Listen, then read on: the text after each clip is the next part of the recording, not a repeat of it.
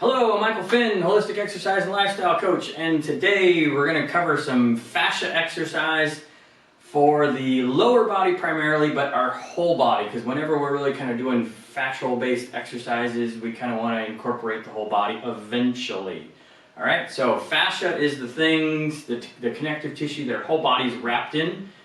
So underneath your skin, every muscle, every ligament, every tendon, every bone, everything is wrapped in fascia, and it's all connected so that when you wiggle your little finger on your right hand, you know, things in your toes move too because your fascia is connected to it. It's the way the body tells everything where it is in space, so proprioceptiveness. It's how information comes back to the brain, so it knows where everything is, so it knows how to manipulate other things and tell different muscles to turn on so that you can move properly, so you don't fall down, or so you can perform better and all that kind of stuff. So, and it also carries a lot of electrical flow through it, energy flow through it, and hydration and nutrition through it too, so that we can help heal our body and repair. There's also a lot of studies that show that our fascia carries emotions in it too. So if we're having a lot of stressful emotional times, it's also good to stimulate our fascial system to help get those emotions out so that they don't build up in our tissue and in our body. All right, so it's really, really important, okay? So when we create exercise programs like I do for my clientele, I want to put some fascial-based exercises in there, and then depending upon what I'm trying to, stimulate in the person or what their primary goals are, I might put more or less depending upon what the needs are, because it really helps with balance and stability and springiness, and being able to move and have more proprioceptive control. Okay, so it's not something that you're really going to load with a whole lot of weight. It's not like a big heavy squat. Now, a big heavy squat, does it work the fascial system? Yeah, it does, but in a really low amount. That works more of the musculoskeletal system and more of the muscles. So fascial things tend to be a little bit more on the lighter side and have much more kind of dynamic and flowing motion to them. Okay, so here we go. So we're going to do lower body, and I kind of took this from Gary Gray. I saw one of his like Lunge Matrix things, I don't know, way back in the early 2000s or late 90s or something like that. And took all of that and I've like manipulated it and done all sorts of different things with it and that sort of thing. So we're going to do lower body. This is really great for the lower legs and stimulating the lower legs, but it also gets into the upper legs and the hips. I'm going to get it into the torso and the upper body and everything else. I'm going to show it all to you. Okay, so here we go. So first, if you're just standing upright, all I want you to do is just take a step out forward and then step back so that the knees are soft, and that you're going to bend a little bit so that you put all of your weight onto that front foot, and then you shift all of your weight back and stand on both feet together again.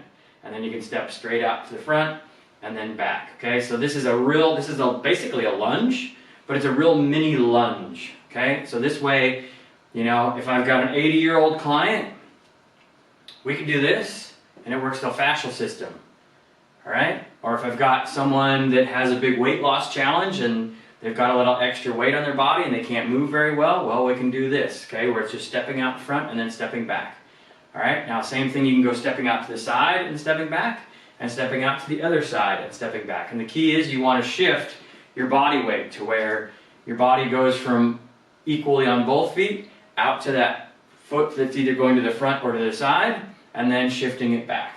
Okay, and then we can go stepping back behind us so that we turn our whole body and we go behind us about 45 degrees to the side with my right foot, and then I come back straight ahead, and then I step out with my left foot about 45 degrees back behind me, and then I come back. And this way we work all planes of motion. Forward in our sagittal plane, out to the side for our frontal plane, and turning and rotating, and we go backwards into our transverse plane. All right? Now, you can change these up. You could go forward, you could go forward 45, you could go side, you can go back 45, you could go straight back. You can do anything with it. That's the joy of it, is play with it and have fun with it. Now, that's really small steps. So that's where people can start.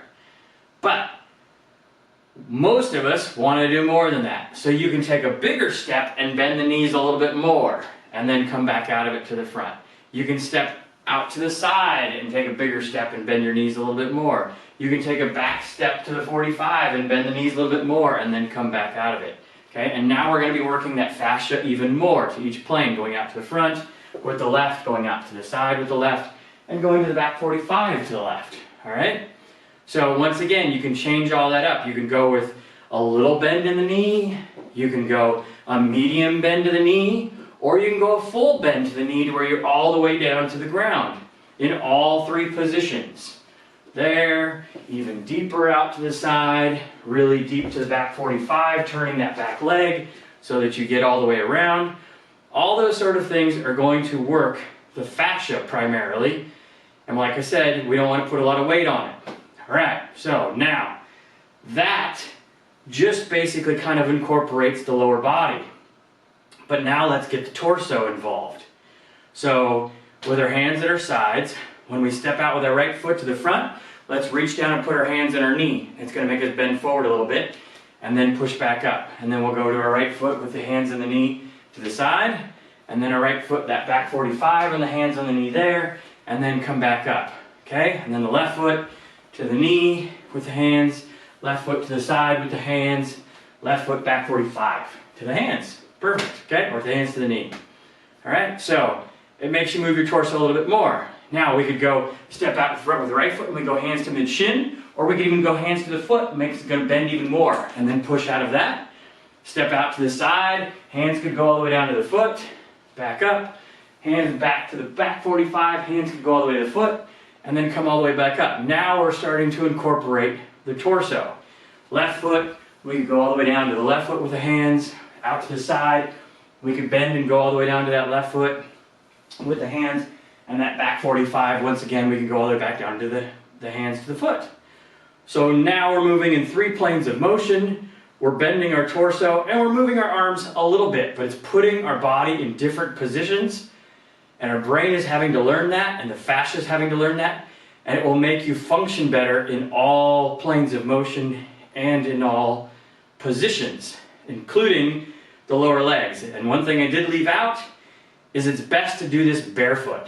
Okay, if you do it in shoes, it's not a problem, but the more that you do it in barefoot so your feet can move, that's why I'm wearing just socks, is so that your feet can move and feel the ground and adjust, and all your toes can move and all your arches in your feet can move, so that they can be part of the game too on teaching your whole body how to move better.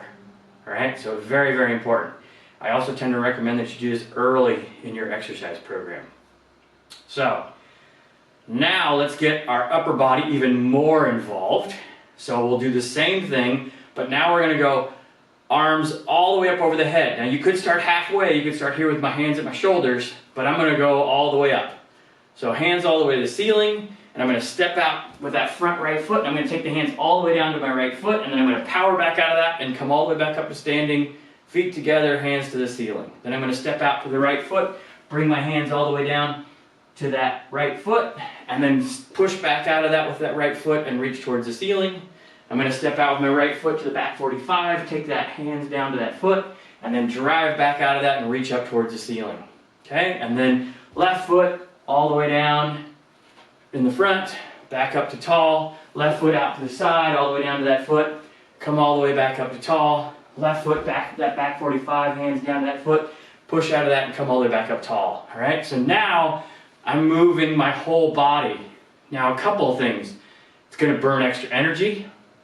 My heart rate's going up a little bit, my respiratory rate's going up a little bit, and then on top of that, it's going to teach your body to be more fluid in space. This is how I stay athletic in my 50s, is by doing all these different things, stepping in different directions and moving all over the place and moving with my body. So my clients will recognize, just about every single one of my clients has done hands overhead, stepping out to the side, touching the foot with their hands, coming back up to tall, reaching to the ceiling, stepping out to the other side, touching that foot with their hands, and coming back up to tall. Every single one of my clients basically has done that. So it's working the fascia system, and it's working the frontal plane, which typically gets ignored, and I don't want to ignore it because it's very important. That's falling over sideways. I don't want people to do that. So if I put them through that motion, they stay strong with it. Now, when you get really good at that, like I said, you don't want to load this with a lot of weight. So you want to keep it light, and you want to kind of keep it dynamic in motion. So sometimes I'll take a medicine ball or some light dumbbells. So this is just like a 6-pound medicine ball, and I'll hold that up over my head, reaching it up towards the ceiling, and I'll step out with my right foot, and I'll touch my toes with that medicine ball, and then I'll come all the way up to the ceiling, out to the side, touch my toes, back up, back to that back 45, touch my toes, and all the way back up, and then out with my left foot, touch the toes, forward, out to the side, touch my left foot, and then up, and then back to the back one, and up, all right? Now, like I said, you can step in different positions. They don't have to be exact, and that's the whole idea. You want to do wide variety of positions all over the place so that your fascia gets more intelligent at being able to move everything in your lower legs, in your upper legs, in your hips, in your torso, in your shoulders, your elbows, your wrists, even your neck and your head. All right? So, if you have questions, if you want to know how to incorporate this into your own exercise program, reach out to me. You can always schedule up a phone call or something like that, and we can discuss things, all that kind of good stuff. You can find me on Instagram at michaelfinn490, and always hit the subscribe button and ring the little bell, and I look forward to seeing all of you in the next video. Have a happy and healthy day working all of your fascia in your body.